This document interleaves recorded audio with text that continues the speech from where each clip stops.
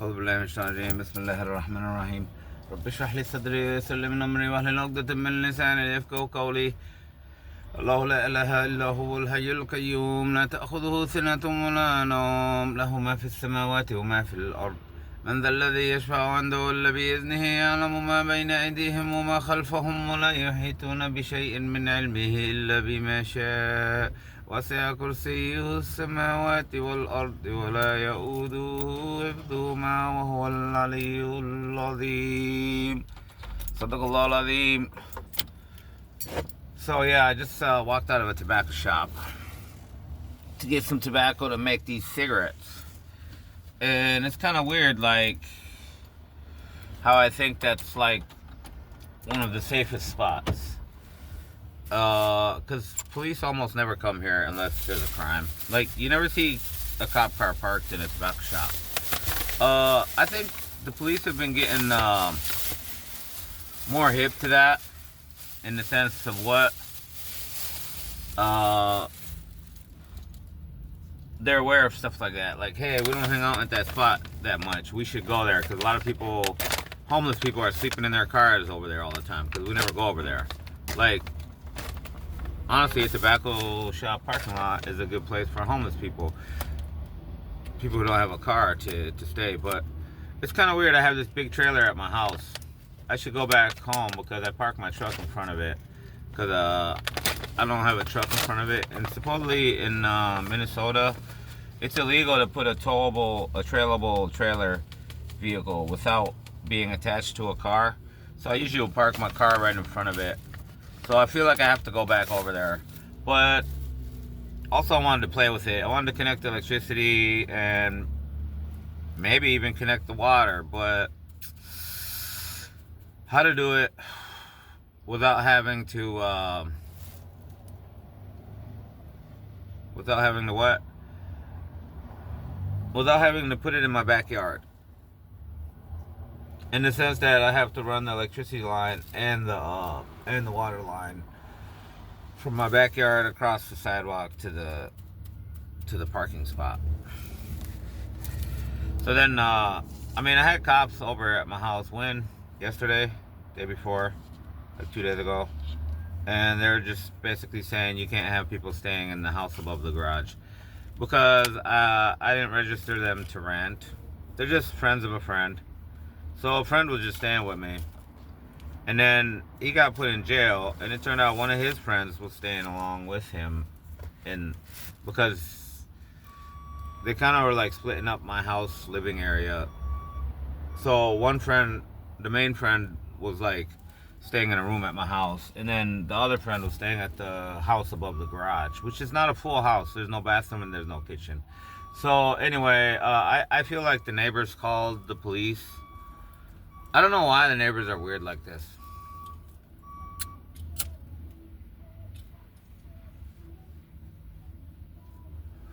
I don't know why they're weird like this. I wish I could have talked to those people. Like how I wish I could have helped them, like, make the best make the best bathroom setup. Like, are they going outside to poop? Because my next door neighbor would see that.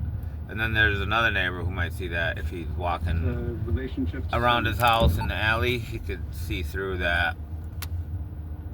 It's kind of weird.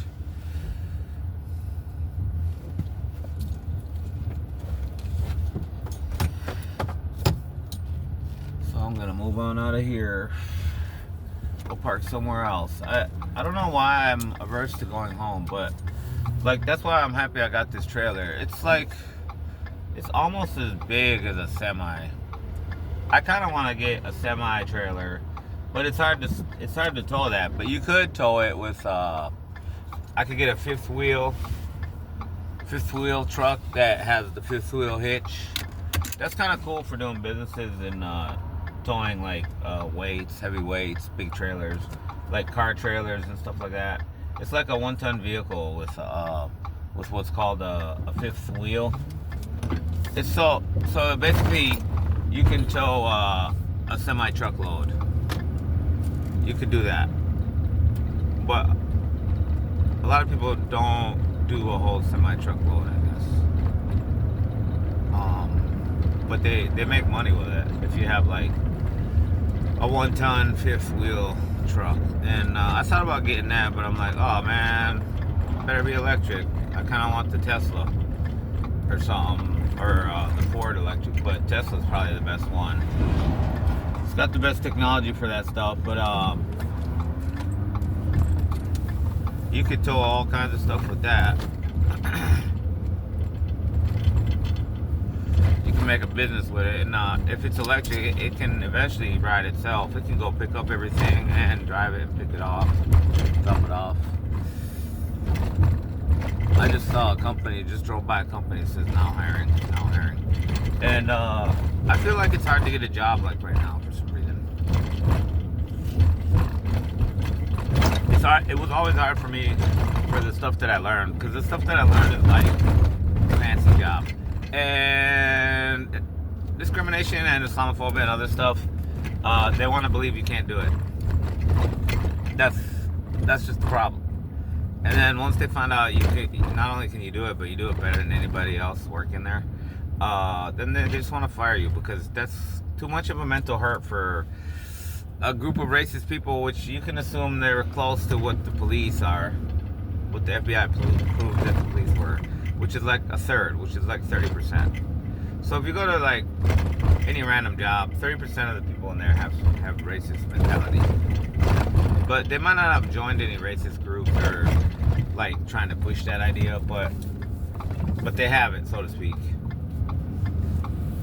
That's based on like assuming that like FBI proved that 35% of police are parts of racist organizations such as KKK or Nazis or whatever, which that was shocking to me, because at the time I heard that and that came out, I was working at a place that was a company, just a regular manufacturing company, but almost everybody who worked there was Nazi.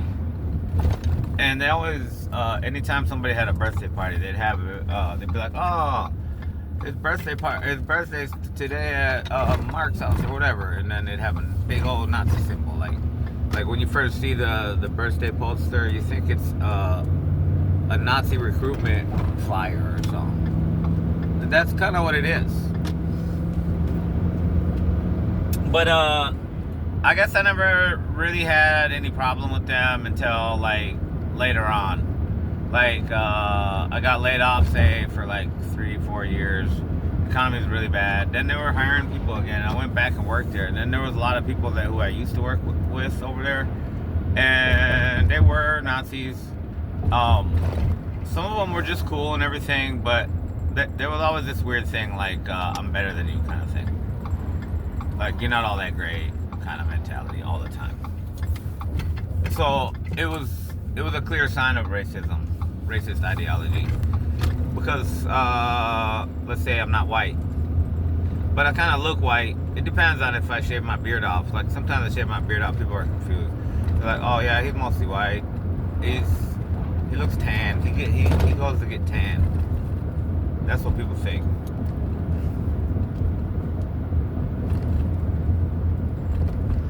Like, I'm a black guy who looks white, which that's kind of a weird thing, but evidently I found a tribe down in southern part of America where they're all white black people. They call them white black people, and I just remember first documentary I seen about those people. I kept thinking, like, those people look just like my family. Like, it looks like I'm related to them. Anybody who's go look at the white black people in Georgia and stuff, and they're all talking about how they're more black than all the other black people, but everybody treats them like white people. But their DNA is more black. Like, in order to be a white black person, you have to have a high level of black DNA. It's kind of like being albino. Like, white people never have albinos. You have to be at least 50% black to be albino. So, in other words, in order to be a white black person, you have to be at least 90% black or something like that. Like, you have to be all the way black. If you lose any of your black DNA, you won't get that thing to be a white black person. And then the weird thing about it is Michael Jackson was one. a lot of people keep thinking that he wanted to be white, but he talked about it and he said it hurts him inside. It hurts his feelings when people say he's ashamed of being black. He said he basically said I got this skin disease, and then he showed pictures of certain situations which wasn't on stage, and you could see like white polka dots all around his face and his hand and everything. It's like a lot, and you can see that he's sick. But anyway, he's what you call a white black person who becomes that later in life. Like, you're not born a white black person, you just become it. So the way Michael Jackson looks is kind of the way how I look, so to speak. And I think that's partly part of the reason why they wanted it.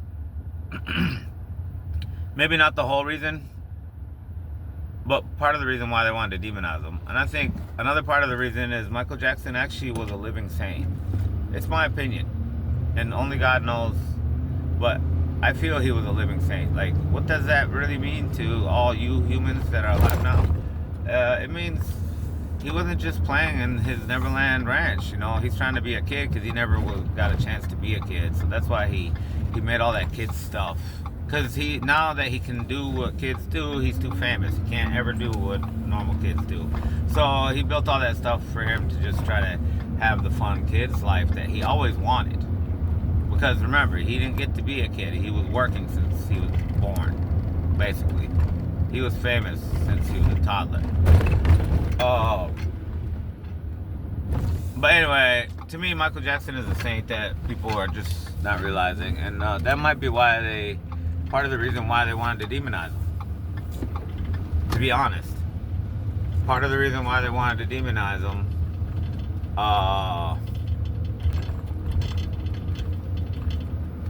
And all kinds of weird stuff.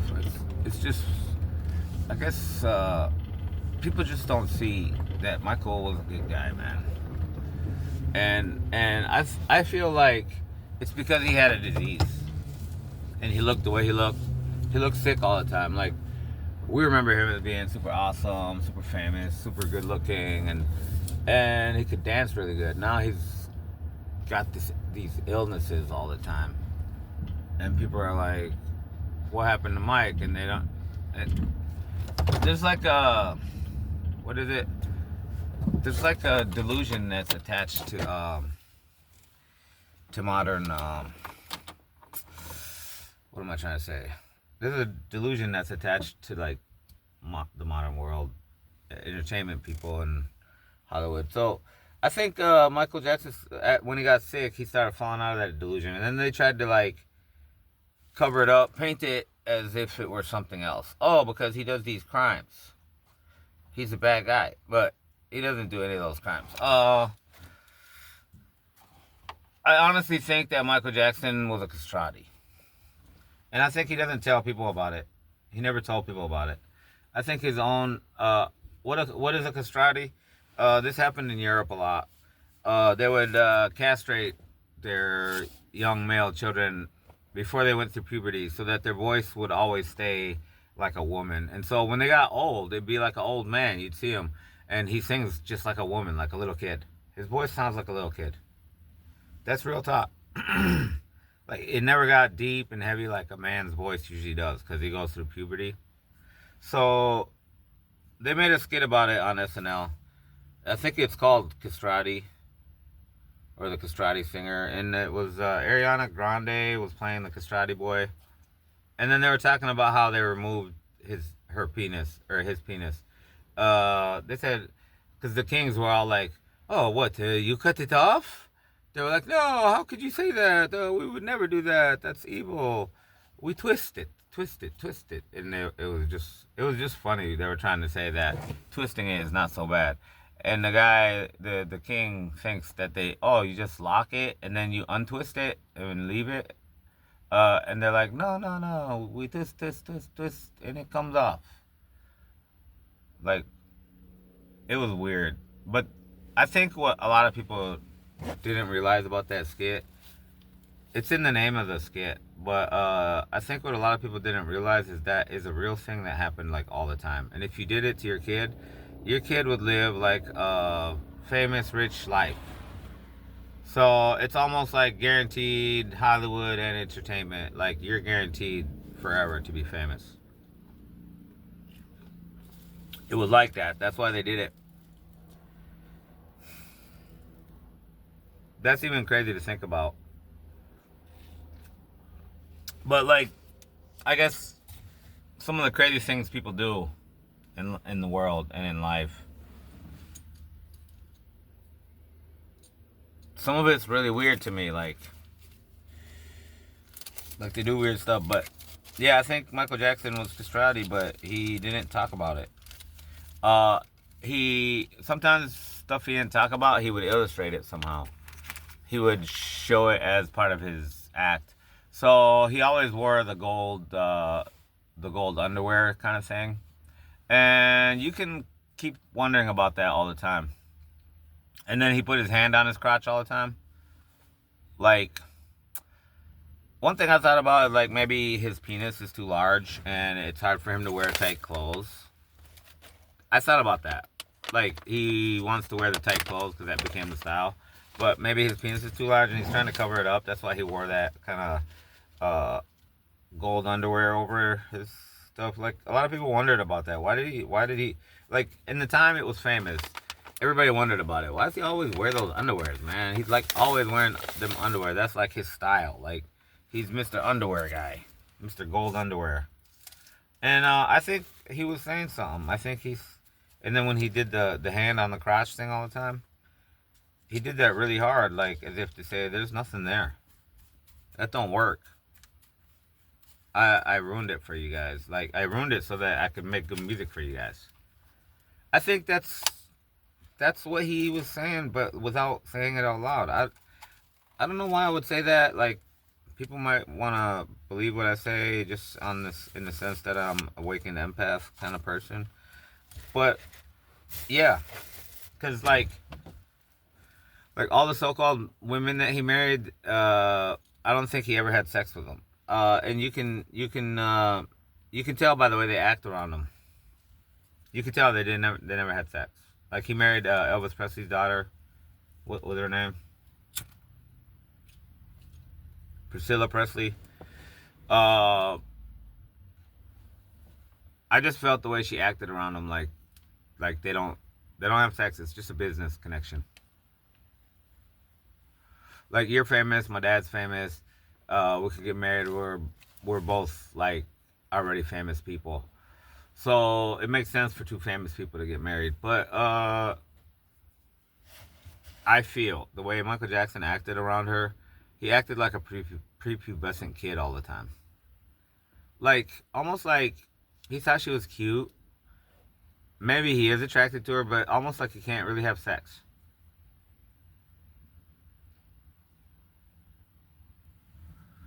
I don't know how to explain that. Like, for example, Michael Jackson, he was in love with Diana Ross. A lot of people don't talk about that. I've been studying Michael Jackson for a long time because I think his whole life is interesting. It's interesting history, to be honest. What am I trying to say? Yeah, it's interesting history. And I just by how Michael Jackson lived his life, to me, he was a saintly person. Like, his shows were awesome and super entertaining because he really aspired to make the best and most fun entertainment for all the people.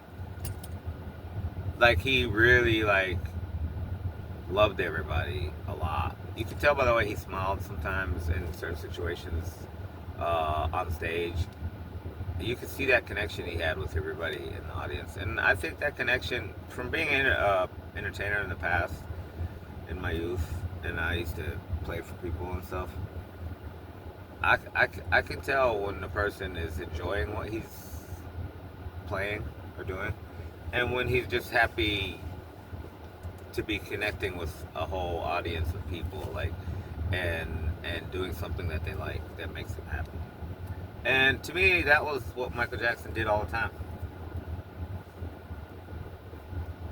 And I think he was programmed to do that since he was little. He was programmed to, like, it doesn't matter what happens to you. The audience has to be happy. They have to enjoy coming here. You're doing it for them, like kind of thing. Like in other words, when he burnt his hair one time, say for example, his first instinct was like anything to make this show awesome for the people. Like to me, it was his intention. I feel like his intentions was a lot to connect with the audience. Like I think he was chasing something he lost that was taken from him, which is to be famous since age 5. Like a lot of people don't understand. Like you're famous since age 5, like super famous with the Jackson 5 and all that, and you're a childhood star, and you made it through all that, sane-minded. You might be the only childhood star who lived through it all sanely and managed and survived, and had a family and got married and had kids and all that. Like, and they're not all crazy. All your kids aren't crazy. People don't see a lot of that stuff. They don't see a lot of the success and achievements that Michael Jackson had, which for people in his position, what we see, it's very unlikely and almost impossible to actually have a normal, successful life, being that famous for so long. A lot of people don't calculate all that. I do, though. And I see how he went through it all, and who he is and what his intentions are did not change. He didn't let people's talk or people's words change what he does. That's, to me, very interesting, and that's a saintly thing. Like, a lot of people don't even see it that way.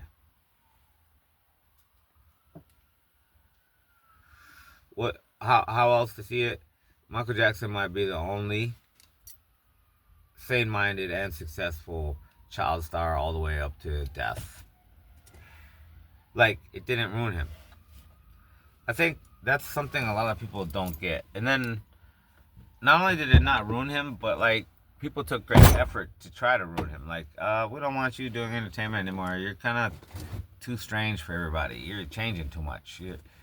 And to me, that's because his black skin turned white, which made him look strange. And he had to like try to be honest, I can kind of tell why he did the nose surgery. Probably because his skin is all going to be white. He was already told that you're going to be a white man. So he's like, a white man with a black person's nose, that's not going to look right. And then he probably did his nose job and plastic surgeries and stuff just to kind of make a black man look more normal as a white man.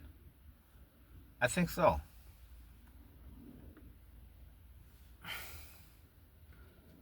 But yeah, he became what you call a white black man. Which is interesting to see that there are some people that are like that. They become white later. They're born black and they become white later. And Michael Jackson is one of them. But in terms of the white black people down south, they were all born white. And according to DNA people, for them to all be born white like that, they had to be like more than 90% black. Like if you lose more than 10% of your blackness, you can't be a white black person. Like it's just like albino. Like if you're 30% white black person, you won't have albino kids. Almost like it's very rare that you have albino kids. You would have to be like all the way black. But yeah, I don't even know what that's all about. I was just thinking about Michael Jackson a lot lately. But I got this RV in the back, and it's kind of like, to me, it seems like a gift from God. Because I keep wanting to just rent out my house and like go live on the roads somewhere, like at rest areas, or like just keep traveling and just keep parking and like park at the coolest spots. Like I should have a list of all the rest areas that hit up all the coolest spots. Like if I'm near the Grand Canyon, I want the rest area that I can see the Grand Canyon right there. Like I'm right next to it. Like if you drove too far, you didn't hit the brakes right, you'd drive right off the cliff or something. And then I'd have to park the RV a certain way, and then I would just live there. I keep thinking about that. It's so weird that I'm in this isolated mode. Like I've been isolated almost my whole entire life, and it's the kind of stuff I do. It just isolates me. People always think it's crazy and it's impossible. So I get isolated. So in the sense that, like, let's say there's smart people that can do it, help me do it. They're like, that's never gonna work. Everybody's tried it. Past 30 years, people have been trying it. It hasn't worked. And my whole thing is like, well, things are changing. There's new open source software. There's this. There's that, etc., etc. And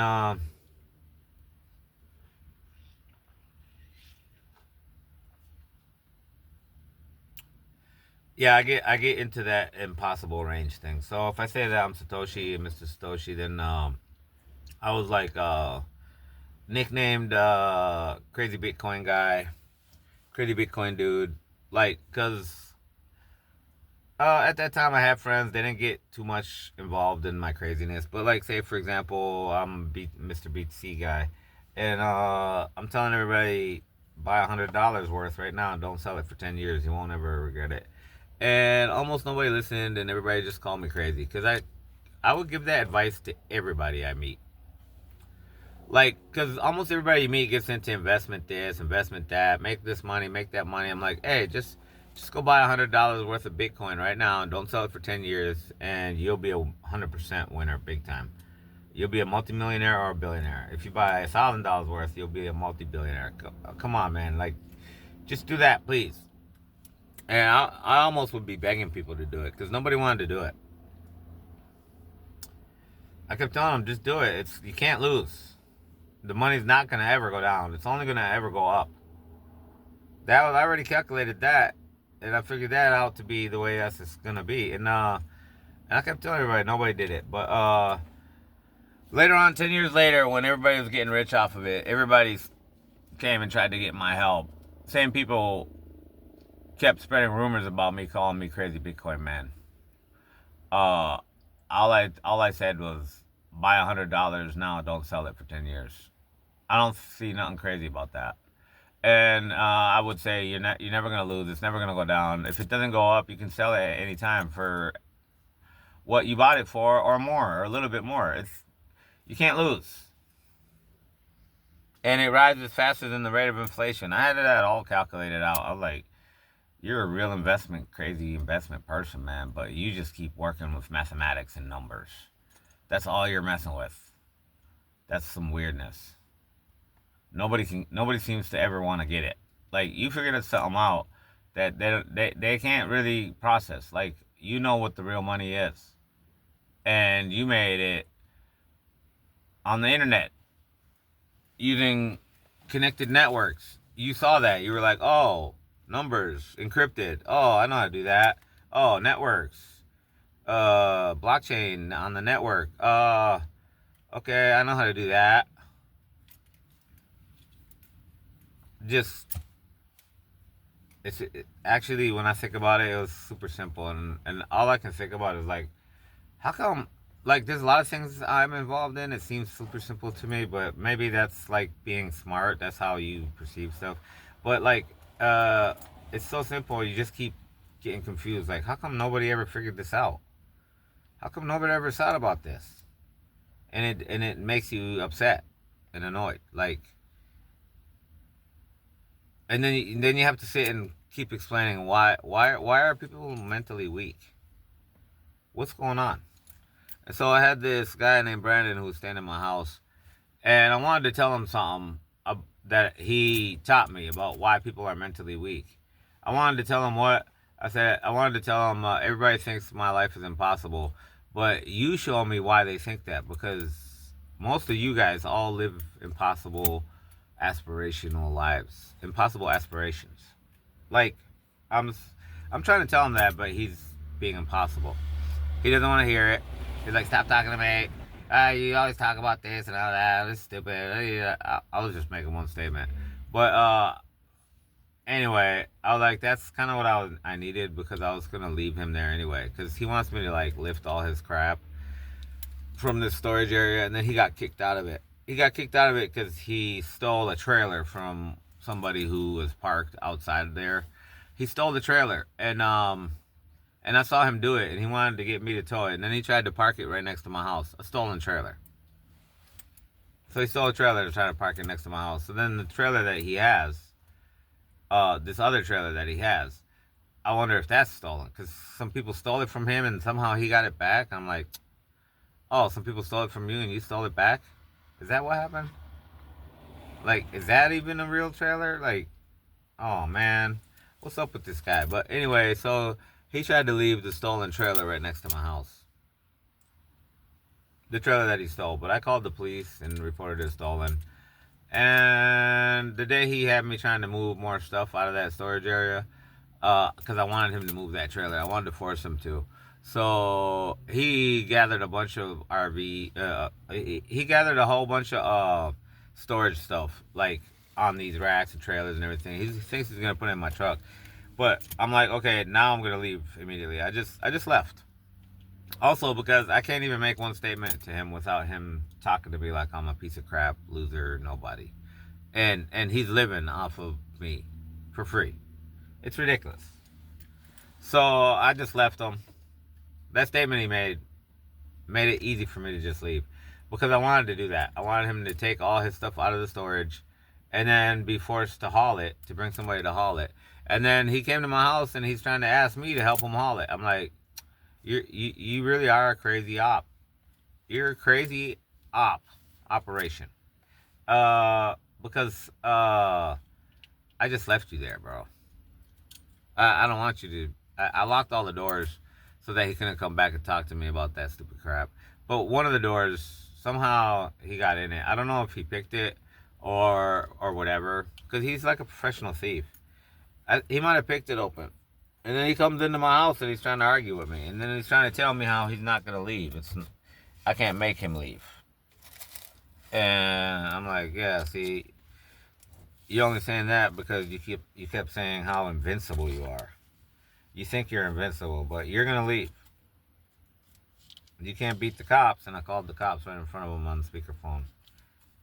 And I'm waiting for him to do anything. And I let him argue with his talk. And then I argued back really loud so the police would know this is serious. These guys are fighting. When you come into my house, you better have your guns out. Have your guns out on you. Because I don't know who this guy is. He might kill the cops and then try to blame me for it. There's a lot of weird stuff you gotta add up, man. It's hard to deal with this shit sometimes. Like, I don't want to deal with it anymore. That's probably why I got this RV, this trailer. It's a nice trailer. It's pretty big. It's one of the big ones too. It's like, I always didn't want to get a free one because it'd always be cheap and crappy and small. But this one's like one of the big ones. And I'm like, I could fix this up. I could do that thing I wanted to do. And then I could rent the house out. And I don't know why I'm attached to the house. I do know why. I'm attached to it because I was married and had my kid there, and I've been here after the divorce, and I'm clearly aware of why I don't want to sell it. It has all my memories of being a father, and I liked being a father. I was happy. I was really happy being married and having kids and having a family. I really felt the greatest happiness. Like, till now, I regret one thing. I keep thinking if you would have did this more, maybe you could have fixed everything and made the op wife change her mind. I kept thinking, like, you should have told her how much you loved her a lot, like, more. Like, you never did. And the reason I never did is because she always looked like she's mad at me for something. And the way I explain it now is I believe she has NPD, which is narcissistic personality disorder. So, according to one college professor in psychology, every narcissist is autoerotic, and therefore autoerotic means you're also gay. You're homosexual. So everybody who has NPD is also naturally gay, according to this one PhD psychology professor. He wrote a book called Narcissism Revisited, and he talks about that in there. So if she had an NPD, then she's also a lesbian. She might be bisexual, or she could be just lesbian.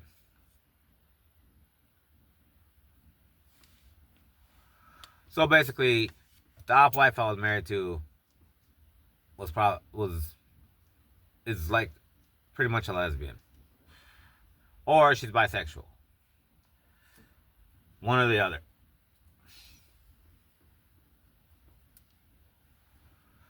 But that's the weird thing. Like, let's say when she left me, I don't know how I found this out, but when she left me, she had like a boyfriend, and then she left that guy, and then she got a girlfriend. So yeah, she's bisexual,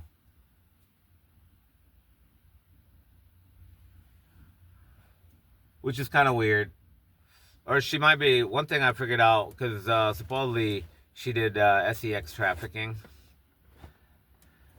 like selling herself. And one thing I figured out is women who do sex trafficking, um, they can be lesbians and still get with a man just for money. I seen that with my own eyes. I thought it was kind of strange. Like I've had women working in sex trafficking, like from the hood where I grew up, where I used to be all the time. They would say like, "Oh yeah, I can do this, I can do that. You want me to do it? I need this and I need that." And then she would say something like, "Yeah, I'm really a lesbian, but I do all kinds of stuff for money or whatever. I don't care."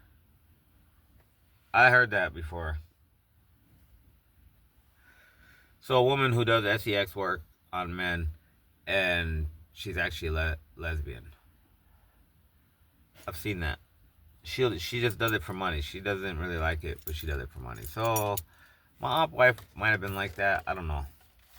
But one thing I did notice is like she wasn't intimate. She didn't really like the intimacy. She wasn't really like. She wasn't really. She just didn't like sex with a man. I could see that with her. But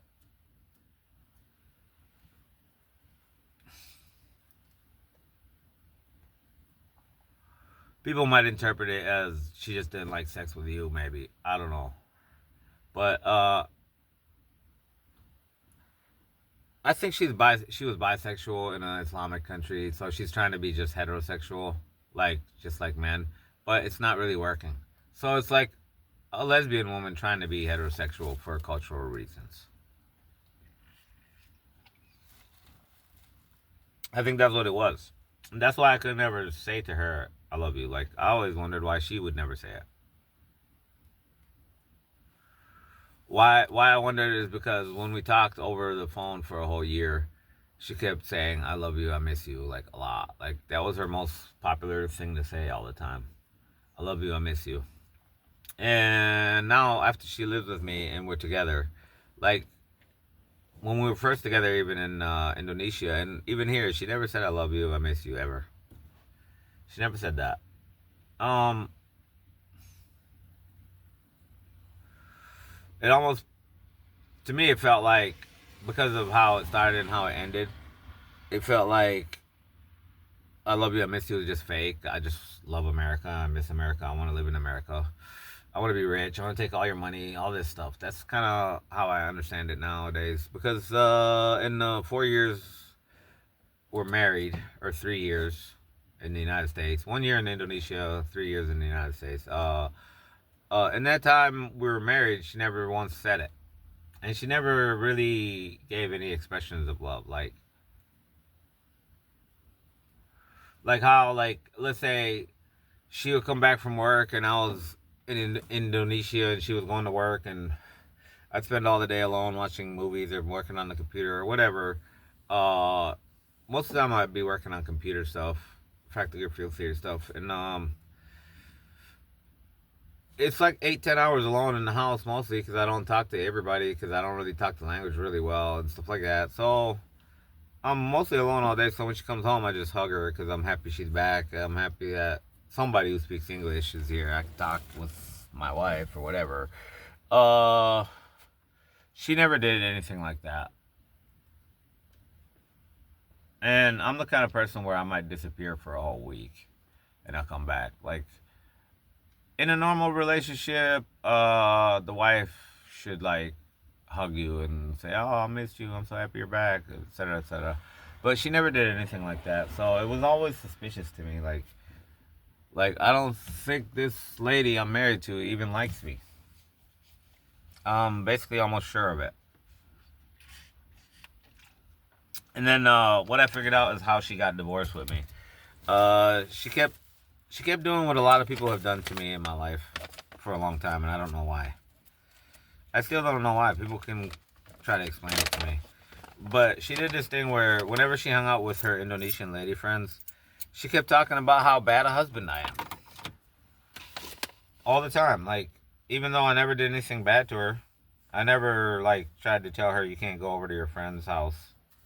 Which, now that I think about it, like, that might have been the smartest thing to do. Because she's using her friends to get the strength to, like, completely abandon me. In other words, when she leaves here, where is she going to stay? Stuff like that. And within 1 year of her being in the United States, she because I took her phone and I looked up all kinds of stuff on her phone.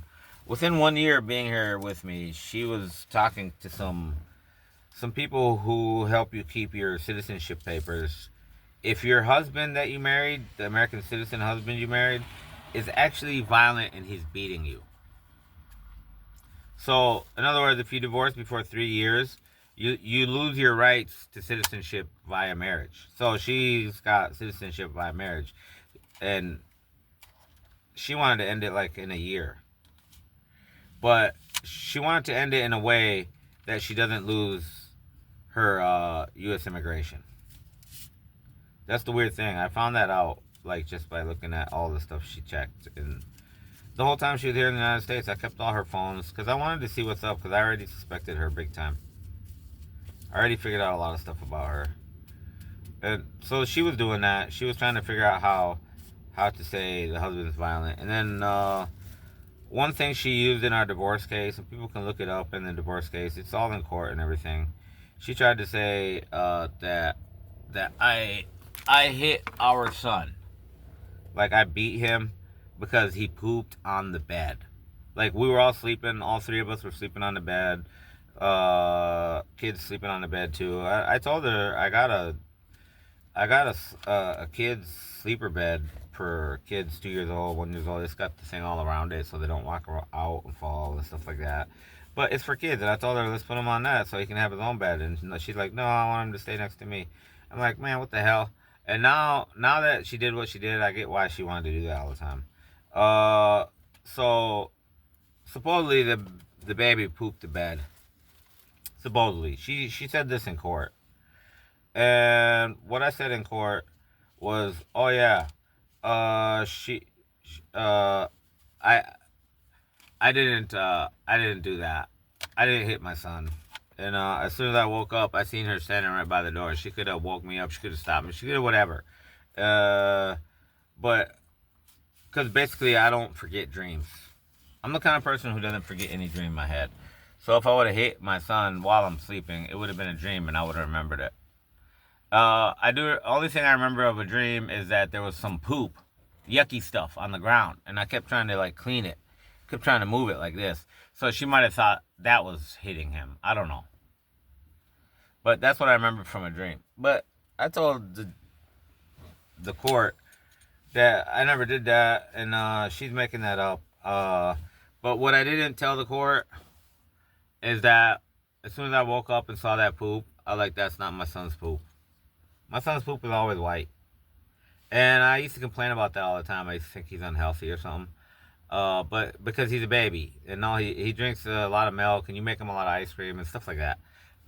So that's why his poop is always white. But that poop was all super brown and crispy and crunchy like adult humans. Like, right away I was like, that's not his poop. Because I'm the one raising him all the time. I'm the one changing his diaper all the time. His poop was always white. And it used to scare me. And so when I saw that poop, I was like, that's not his poop. That's his mom's poop. It's not my poop. My pants don't have poop in them. I didn't poop my pants in the sleep.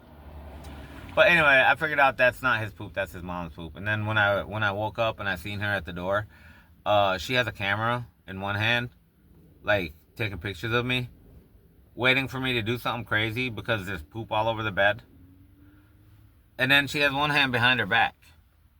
And then she saw that I did not act crazy. I was like, oh man, I just got up, started thinking right away how to clean it, how to fix it. There was nothing crazy about it. So then she immediately just walked away. And as she's walking, I saw that she had a big knife behind her back. So what she was trying to do, she pooped on the bed. She really did this. She pooped on the bed to make me wake up and start hitting our son, who's only like 2 years old. Like start hitting him violently, like, and then she'd have it on camera, and then she would stab me with the knife. She'd be like, look, he was beating our child. I had to protect our child in self-defense. I had to kill him with the knife and stab him in the neck and all this and all that. And all I could think, because I saw that knife, I knew what she was trying to do. That's her poop. She has a knife. She has a camera. I see what's going on. And all I could think was,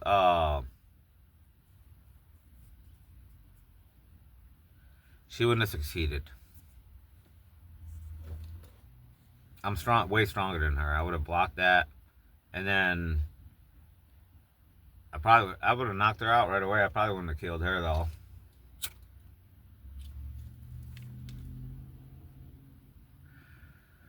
I think what she was thinking of is that I do wake up, go crazy, start getting nuts on the kid, and while I'm getting nuts on the kid and she's recording it, she comes out of nowhere and stabs me dead. Because look, he's beating that kid.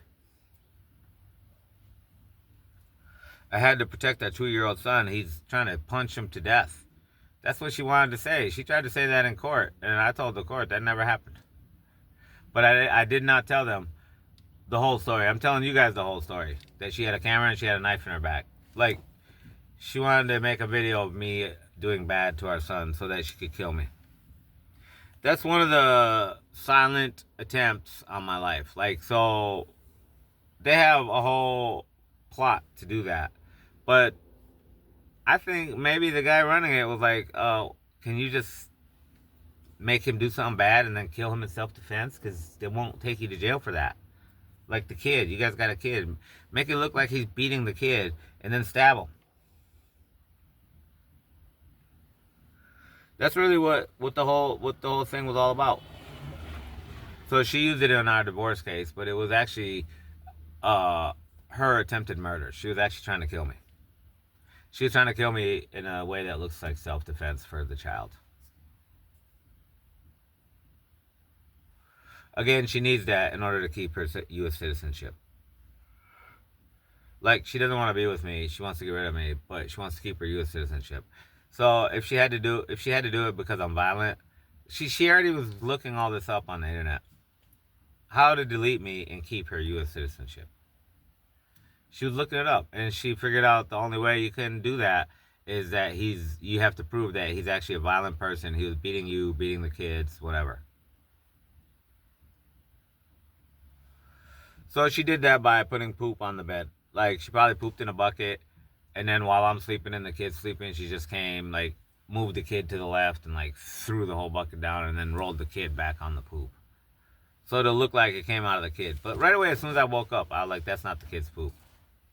It stunk really bad, too. I was like, that's definitely not the kid's poop. His poop never stinks. I can't even explain why that is. Maybe it's because I eat really healthy and I fed him really healthy. So I don't buy him ice cream. I make ice cream for him out of like the best milk and all fruits, real fruits and stuff like that. Organic fruits. So it's like, that's why his poop was always white. I think it's just the way I fed him. I fed him everything he liked, but I made it the healthiest. I just made it the best way. He liked the ice creams that I made a lot.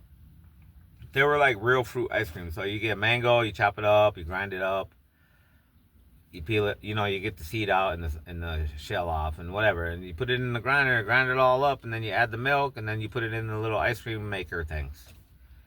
You just pour it in there, 1, 2, 3. I can make like 20 of them just out of like 3 or 4 mangoes or whatever. I can make like a month's worth of mango ice cream, like, because he's going to eat 1 or 2 a day or something. And they're sweet. I used to add brown sugar, like all natural sugar. Like I didn't like white sugar.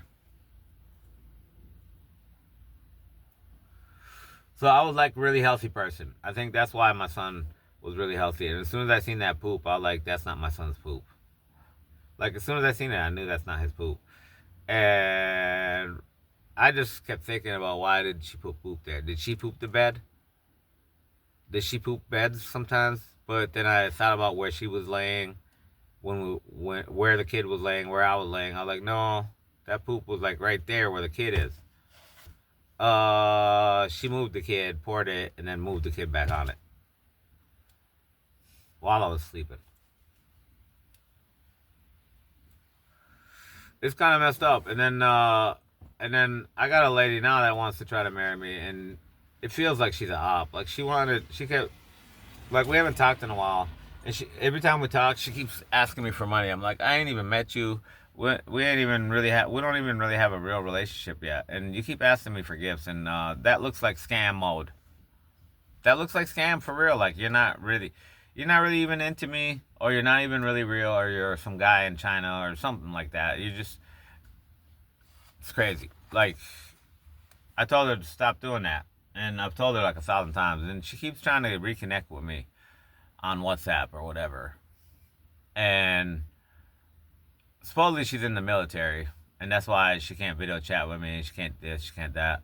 But what she doesn't know is that I've been doing this for a long time, and every lady who's in the military, like, video calls me like every day, like 2, 3 times a day, like all the time. That's one thing I noticed about everybody in the military. They video call you all the time.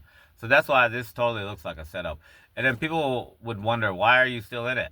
Why are you still messing with it? The way I explained it in the last video is it's like a chess match. I'm playing chess. Like, oh, let's see how you play this game, so I could know how to beat you every single time. Like, what's your strategies? What are you gonna try to do now? What are you gonna try to do this? But I I guess she fails at everything, and all she keeps trying to come up with is reasons why I should give her money. So, like, let's say when it was Christmas time, she wants me to give her a Christmas present. Like, man, I ain't even seen you. I ain't even talked to you, man. Get out of here. So I'm just gonna completely disconnect with her. But it's kind of sad too, in the sense that what about the 0.0001% chance that you are wrong? This is just a real person, and you're just messing somebody up. Like, she really is crazy in love with you, like, for some strange, stupid reason. Like, how could you be crazy in love like she acts? She acts more in love with me than any lady I've ever met for marriage online. She just keeps acting like so much in love, which is break your brain kind of stuff, because you never talk to me on video, you never talk to me on phone. How can you love me? For what? You didn't talk about what you love about me. What is it that you love about me? And a lot of times I want to get into that, but she always like flips the script to not answer any of that, because it's actually with multiple different people. I know that it's multiple different people. Just because like in November around Thanksgiving, supposedly she got released from military service for a while, for like 2 weeks or something, because they're gonna switch her from Cuba to Syria or something. And she like came to the United States for 2 weeks, and then she never called me. And then I asked her about it like later. I was like, why do you keep saying you love me and all this love talk, but you were here in the United States 2 weeks, you never even called me, and you keep saying you can't call me now because you're in the military. What's up with that? She's like, I was never in the United States. What are you talking about? Da da da da. I'm like, oh, that's MPD. That's MPD big time. Like, you told me all about it. We talked all about it. That you're coming and we can talk and you can video chat, whatever. And for 2 weeks, you're supposedly here in the United States. You never even called me. So later on, I'm talking to this so-called lady about it, and she can't even remember it. She keeps denying it ever happened. I'm like, yeah, you guys you're multiple people. You're a group of scammers. Like, you're not even a woman, actually.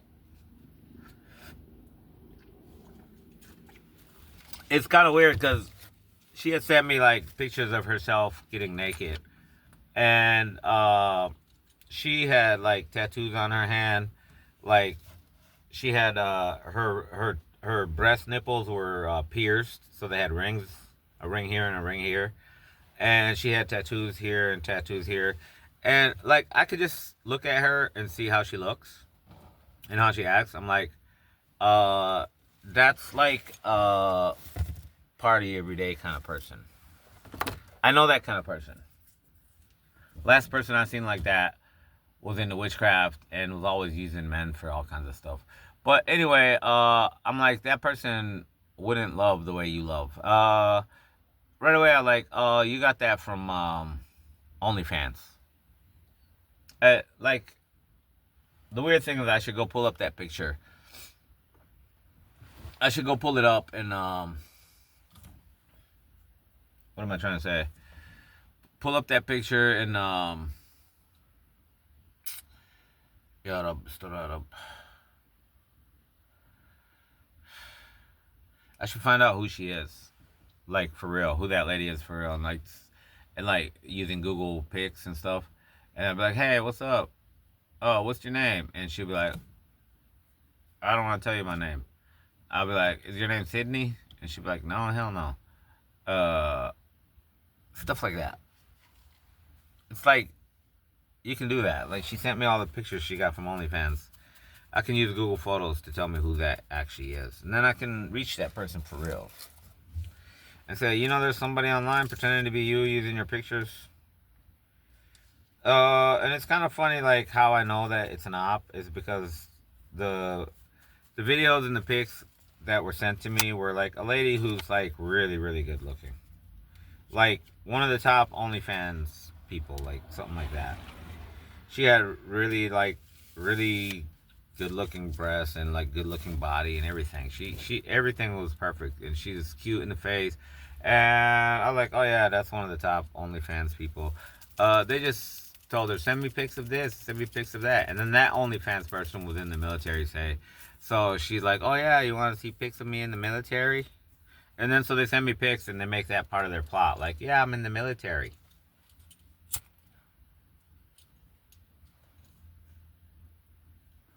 One thing, this so-called lady told me that I know is totally bogus, is that for some reason the U.S. military is in Cuba fighting a war with the Taliban. And I'm like, oh yeah, U.S. military doesn't go to Cuba. They don't let Cubans come to the U.S. They don't let U.S. people go to Cuba in general, like military. That's a total lie. That the United States is in Cuba. U.S. military is in Cuba. Yeah, right. Who do you think you're talking to, lady? And then for some reason, the U.S. military is in Syria now. And then they keep saying the same thing. Like, she keeps saying like, "Oh, we're fighting the Taliban. Oh, we're fighting the Taliban. We're fighting." It's like everywhere they go, they're fighting the Taliban. And I made a video about this and I posted it. I said, the Taliban is not that big a population. Like the whole country of Afghanistan has only like 20% of the population being adults, because all the adult males, I mean 20% of them being adult males, and because all the adult males died fighting 4 decades worth of wars with all the superpowers in the world, because everybody wants to take over Afghanistan, because Afghanistan is one of the richest, wealthiest lands, where it is and what it has. That's real. They have everything over there. And so everybody wants to take it over, because if you take over Afghanistan, you can take over the Middle East, and then you can start thinking about taking over China and India and Pakistan and all that. It's a good place to start to take over the world. That's real talk. And not only that, but the Israeli Jews and the Muslims, they know. Like my uncle, who's a Muslim, he worked with this guy who was a Jewish guy who was his boss, and he would tell us about this. He, like, when they got mad at each other, my uncle would say to the Jewish guy, he would say, Khaybar, Khaybar, Ya Yahud. Ya Yahud means, oh ye Jewish one. Khaybar, Khaybar is like, according to the Torah and according to the Quran and Hadith, that like the Israeli Jew people will be wiped out by a tribe that's behind the 2 mountains, Khaybar, Khaybar. And everybody's like, where are those mountains? They're trying to figure it out. It's like, oh, there's 2 mountains in Afghanistan named Khaybar, Khaybar. Are those the ones? And then this Jewish guy, Israeli Jewish guy, went and checked out that area. And he found the Pashtun tribe living there. He's like, who are these Pashtun people? Because according to the Torah, they're the ones who are going to come annihilate all Judaism. Like, Judaism will be extinct, and nobody will even know what it is after these people do that. And so he went and checked it out, and he made YouTube videos about it, and it's the Pashtun tribe. And he's basically saying this is the lost tribe of Israel. This is the tribe that wouldn't agree. They wouldn't agree that God has a wife named Ashira, because the Jewish people, Israeli Jew people, said God has a wife named Ashira, and they started putting pictures of her and God. They actually started doing that, and so the Israeli Jews were like 12 tribes, and they talk about lost tribes, but the Pashtun tribe is one of the lost tribes. And he did a video on them, and he said they look just like Israelis, like real Israelis, not mixed with white people, like the original Israelis, like from the olden pictures and stuff. And then he said, but they're all Muslim, they're all Islamic. They all have turbans and beards and all this, so they accepted Islam because they got kicked out of Judaism basically because they didn't want to do paganism. They said that's against the Torah, that's against what Moses taught us. Thou shalt not have any other God before me. So the Pashtun tribe is a lost Israeli tribe who is now all Muslim and highly strong Islamic people. And it's written in Quran, and it's written in Hadith all about them. They're gonna come out of like basically after Armageddon, like when Armageddon happens, and after Armageddon is like happening,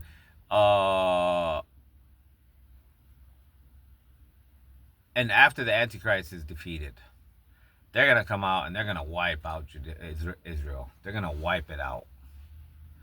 And the way it's described in Quran and Hadith by the Prophet Muhammad is they're going to wipe out Judaism so much that anybody left alive in the world, if you ask them, oh, have you seen a Jew? They'll be like, what is a Jew? What are you talking about? Like, oh, these people, they were called Israeli Jews. Who are they? That's how it's going to be. And that's got to be like the most painful thing that Israeli Jews can ever look at. And that might be why the majority, something almost like 70 to 85% of everybody in Israel doesn't believe in the Torah or God or the rabbis. And that might be why. Oh, what? Some Bedouins from some two mountains named Khaybar are going to come annihilate Judaism? They're just Bedouins and behind two mountains? What are you talking about, man? We're greater than that. We're better than that. We don't believe in this Torah stuff. This Torah stuff is crazy.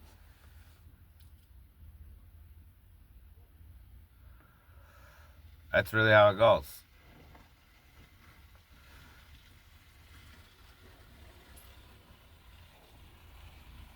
Somebody just came and parked right here, and I don't know why they did that. I get nervous when anybody comes and parks here. I don't know why. I do know why. There's a lot of people like who've been after me, and for some reason, like people are trying to make it worse. Like people are actually trying to working to I don't even know how to explain it. They're working to collapse my business, and then in that process, I get some people who lost some money and didn't get what they paid for. And say people are doing this on purpose to create some fake premise of why somebody's trying to kill me. Like, oh yeah, he did them bad, he screwed them over, he this, he that. Oh, he's their friend, he's this. Yeah, you can't investigate that. That's just two friends got in a fight. It's stupid. Like, and I mean, the police do this. The police don't want to investigate real attempted murders. Like 4 guys with rifles came and surrounded that garage back there. Man, I don't know who the heck this is calling me. I swear telemarketing is gonna bankrupt my business, because I get so much telemarketing that I don't want to answer calls. Ugh. Anyway, that's it. Bye bye.